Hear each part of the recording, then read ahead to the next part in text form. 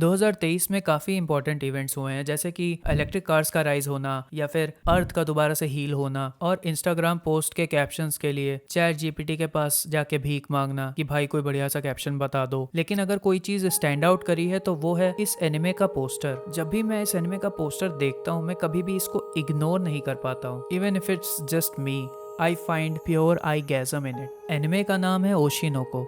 अब नाम का मतलब पूछो तो इसका एक मतलब नहीं, इसके कई इंटरप्रिटेशंस हैं। हालांकि ये एक स्टोरी ड्रिवन ड्रामा है जिसमें ढंग से मसाला पड़ा हुआ है। कोई नहीं जाएगा फिनाले।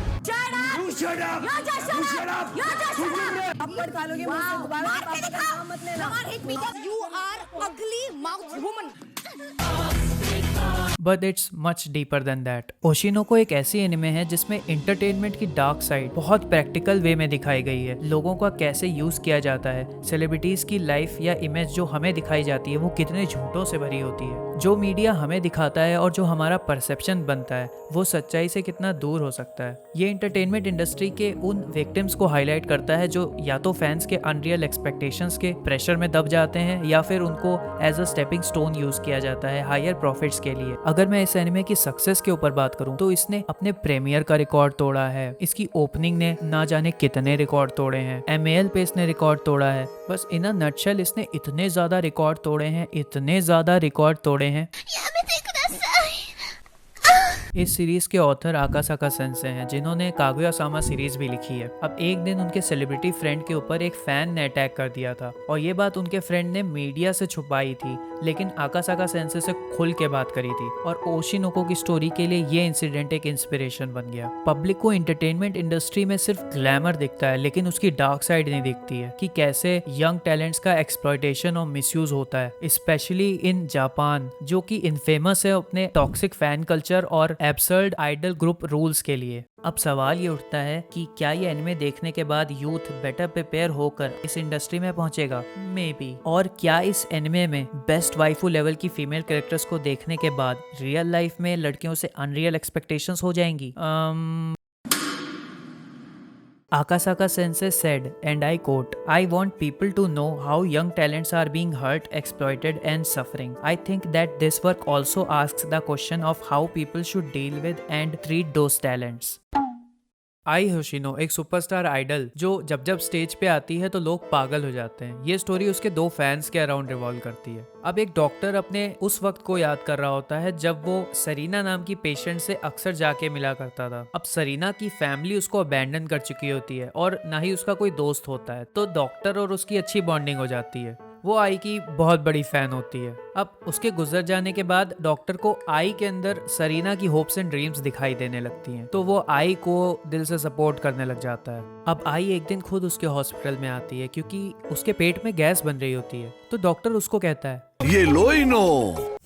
एक्चुअली में वो प्रेग्नेंट होती है विद ट्विंस और ये बात वो पब्लिक से छुपाती है क्योंकि अगर पब्लिक को पता चल गया तो they will never accept mom as an idol.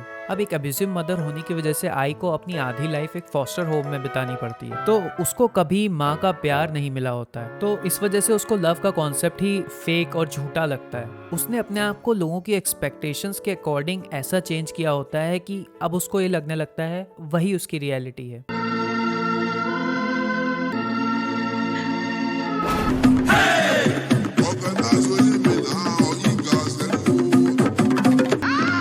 जिस दिन आई की डिलीवरी होनी होती है उस दिन एक पागल फैन आकर के डॉक्टर का मर्डर कर जाता है। नेक्स्ट वी सी कि आई सक्सेसफुली अपने ट्विंस को जन्म दे देती है। अब उन ट्विंस में से एक एक्वा होता है जो रीइंकार्नेशन होता है डॉक्टर का और दूसरी रूबी होती है जो रीइंकार्नेशन होती है सरीना का। अब उन दोनों को अपनी पिछली लाइफ के बारे में याद होता है लेकिन एक दूसरे के बारे में नॉलेज नहीं होती। कुछ साल बीतने के बाद डॉक्टर को मारने वाला फैन अब आई का पता लगा लेता है और आई को जाके मार देता है। अब मारने का रीजन वो ये देता है कि आई एक आइडल होकर के मॉम कैसे बन सकती है। अब ये पगला इतना बड़ा मास्टरमाइंड होता है कि पूरी एनिमी की पुलिस इसको इतने सालों से पकड़ ही नहीं पाती है। ऐसा लगता है जैसे मुझे ही फोर्थ वॉल ब्रेक करके इसको पकड़वाना पड़ेगा। अब आई को हमेशा से ये लगता आया है कि लोगों के सामने फेक पर्सनैलिटी दिखा के और इतना झूठ बोलते बोलते वही उसकी असलियत बन जाएगी। बट जब वो आई लव यू बोलती है अपने बच्चों से तो उसको ये चीज रियलाइज होती है कि वो अपने बच्चों से झूठ नहीं बोल रही होती है। ये सीन इस एनिमे का इतना ज्यादा इम्पैक्टफुल है कि ऐसा लगता है जैसे समय रुक गया हो। इतना ब्यूटीफुली एनिमेटेड सीन है ये। They have put so much effort into this. अगर आपको ये लगता है कि आई की आखिरी बात पे भी हम कैसे भरोसा कर लें तो याद रखना, और मरते मरते हमसे मजाक कर गया। उसके फ्यूनरल में एक्वा ये डिड्यूस कर लेता है उस फैन को किसी ने तो आई की लोकेशन जरूर भेजी होगी, अदरवाइज उसके पास तो इतने सोर्सेज नहीं थे कि वो आई का पता लगा पाए। तो ये जरूर किसी इंडस्ट्री वाले का ही काम है। वो इस चीज की रूट तक जाके रहेगा और वो रिवेंज से ऑब्सेस्ड हो जाता है। My name is अब एक चीज मैंने आप लोगों को नहीं बताई, सरीना जिस मेडिकल कंडीशन से गुजर रही होती है उसका नाम होता है एनाप्लास्टिक एस्ट्रोसाइटोमिस, जिसकी वजह से वो प्रॉपरली चल फिर नहीं सकती थी। ये एक्चुअली एक रेयर ब्रेन ट्यूमर होता है जो डेवलप होता है एस्ट्रोसाइट्स में और वो स्टार शेप के होते हैं। अब रीइंकार्नेशन के बाद रूबी यानी सरीना उसने अपना एक गोल चूज कर लिया होता है, वो है आई की तरह स्टार बनने का। अब एक हेल्दी बॉडी पाके अब वो आई के फुटस्टेप्स पे चल सकती है जो कि उसका सबसे बड़ा ड्रीम होता है। अब इस एनिमे में स्टार सबसे ज्यादा सिंबॉलिक एलिमेंट है। मेरा इंटरप्रिटेशन ये है इस चीज से कि भले ही सरीना के स्टार्स पिछली लाइफ में फेड हो गए हो, लेकिन इस लाइफ में उसका स्टार बनना उसकी डेस्टिनी है। अब रूबी के कॉन्ट्रास्ट में एक्वा होता है जो अपनी लाइफ का मिशन रिवेंज में लगा देता है। वो स्लोली डार्कनेस की ओर डिसेंड कर रहा होता है और दूसरी तरफ रूबी अपने ड्रीम्स की ओर असेंड कर रही होती है। इसकी एंडिंग और ओपनिंग में इतना ज्यादा सिंबोलिज्म है अगर आप ध्यान दो तो। ओशिनो को लिखने से पहले आकासाका सेंसे ने अपनी तरफ से एक्सटेंसिव रिसर्च करी है इस एंटरटेनमेंट इंडस्ट्री की और ना जाने कितने सेलिब्रिटीज के एक्सपीरियंसेस को कंसिडर किया है। तो हम ये सेफली अज्यूम कर सकते हैं कि रियल लाइफ इवेंट्स और एनिमे इवेंट्स में कहीं ना कहीं रिजेम्बलेंस हमें दिखेगा जरूर। एक कैरेक्टर इस शो की काना आरिमा है जो पहली बार रूबी और एक्वा से एक मूवी सेट पे मिलती है। उनसे 1 साल सीनियर चाइल्ड प्रोडिजी एक्ट्रेस के नाम से फेमस। उसकी खास बात होती है कि वो 10 सेकेंड में रो सकती है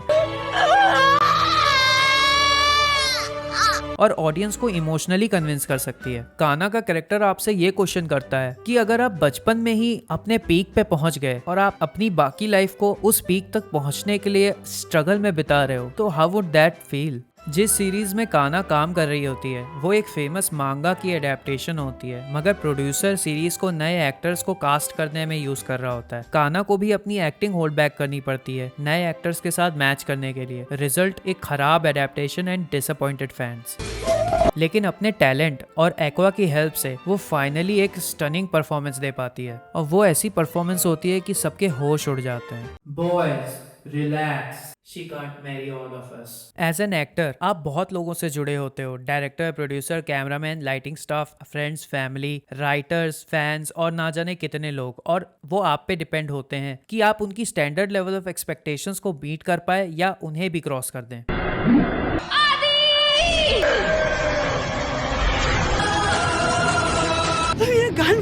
काना आरिमा और माना आशिदा। अगर मैं कहूँ कि माना आशिदा रियल लाइफ काना आरिमा है तो मैं बहुत ज्यादा गलत नहीं होऊंगा। जाने जाना। माना आशिदा भी चाइल्ड प्रोडिजी एक्टर थी जो फेमस हुई थी अपनी सीरीज मदर के लिए, और ये सीरीज मेरी वॉच लिस्ट में है और मुझे थोड़ा डर ये है कि कहीं ये सीरीज देख करके मैं फूट फूट के रोऊंगा। और वो भी ऐसे ही रोती थी कि ऑडियंस को हैवी इमोशनल डैमेज झेलना पड़े। माना को पैसिफिक रिम में भी आपने देखा होगा जिसमें उसने बहुत कन्विंसिंग एक्टिंग करी है। माना एक सिंगर भी है और उसने कई हिट सॉन्ग्स भी निकाले हैं। आप रिजेम्बलेंस देख रहे हो। जब एक्वा साइन अप करता है डेटिंग रियलिटी टीवी शो के लिए तो वहाँ हमें एक सिंपल और सिंसियर कैरेक्टर अकाने मिलती है जो एक्वा के साथ ही उस शो में पार्टिसिपेट कर रही होती है। अगर आपने कभी कोई रियलिटी शो देखा हो, चाहे वो रोडीज हो, स्प्लिट्सविला हो या बिग बॉस हो, इन शोज में आपको ऐसे कैरेक्टर्स जरूर मिलेंगे जिनमें कुछ को आप सपोर्ट करते होगे और कुछ को हेट। लेकिन क्या हम किसी के कैरेक्टर को उसके दिन के एक छोटे से पोर्शन से जज कर सकते हैं? तू क्या करेगा? क्या करेगा तू? May be. और प्रोडक्शन का काम भी होता है मसाला बनाना, तो ऐसी एडिटिंग करते हैं कि नैरेटिव कुछ लोगों के अगेंस्ट सेटअप हो ही जाए और ऑडियंस को वो लोग खराब लगे ही लगे। और दूसरी चीज, अकाने जिस ऑर्गेनाइजेशन से स्पॉन्सर्ड होती है या जिस कंपनी को वो रिप्रेजेंट कर रही होती है तो वो कंपनी ये चाहती है कि अकाने लाइमलाइट में रहे, लेकिन अकाने का कैरेक्टर वैसा होता नहीं है। अब वो एक हार्ड वर्किंग और ऑनेस्ट इंसान होती है। अब अगर किसी इंसान को ड्रामा क्रिएट करना नहीं आता तो ऐसे शोज में वो इनविजिबल हो जाता है। और जब ऊपर से प्रेशर पड़ता है तो वो लाइमलाइट पाने के लिए आउट ऑफ कैरेक्टर जाके हर चीजें ट्राई करता है। जब अकाने के साथ ये चीज होती है तो एक छोटी सी मिसअंडरस्टैंडिंग से उसे शो का विलेन बना दिया जाता है और एक इनोसेंट लड़की ऑनलाइन बुलिंग का शिकार हो जाती है। हजारों लोगों की गंदी और घिनौनी बातें उसे देखनी और सुननी पड़ती हैं, जिससे उसके कॉन्फिडेंस की धज्जियां उड़ जाती हैं। वो इतनी मेंटली इल हो जाती है कि फाइनली शी कंटेम्पलेट्स सुसाइड। ये सीन जब वो सुसाइड अटेम्प्ट कर रही होती है तो उसको ब्लिस दिखता है कि अब वो अपने बारे में इतना बुरा सुन सुन के थक गई है और उसको फाइनली फ्रीडम मिलने वाली होती है। तभी अचानक से सीन शिफ्ट होता है और वो गीले कपड़ों में भीगती हुई अपनी वर्स्ट कंडीशन में होती है और लाइफ का सबसे गलत डिसीजन लेने जा रही होती है। ये सीन वैक्यूम क्लीनर की तरह जो अटेंशन खींचता है, it is so powerful, you have to see it to believe it. मेरे लिए तो इस एनिमे में ऐसे बहुत से ऐसे मोमेंट्स थे that were nothing short of spectacular. मैं मानता हूँ ओशिनोको में डार्क एलिमेंट्स हैं, बट पर्सनली बिलीव करता हूँ कि इसमें फनी और अपलिफ्टिंग मोमेंट्स उससे ज्यादा हैं। भले ही स्टोरी एक्वा के रिवेंज के अराउंड रिवॉल्व करे, मगर एक्वा एज अ पर्सन कभी लोगों को सपोर्ट करने से पीछे नहीं हटता। Good story telling, layered characters और मिस्ट्री के साथ ओशिनोको एक कंपेलिंग नैरेटिव सेट करता है। चाहे वो एक्वा के रिवेंज से रिलेटेड हो, रूबी के आइडल बनने का गोल हो या काना के अपने टैलेंट को ऑडियंस तक एक्सप्रेस करने की स्ट्रगल हो। इस एनिमे ने एक और रिकॉर्ड भी तोड़ा है। Beautiful girls all over the world. इतनी सुंदर आंखें बनाई हैं, इफ ओनली ऐसी सुंदर आंखें अगर रियल लाइफ में एग्जिस्ट करती।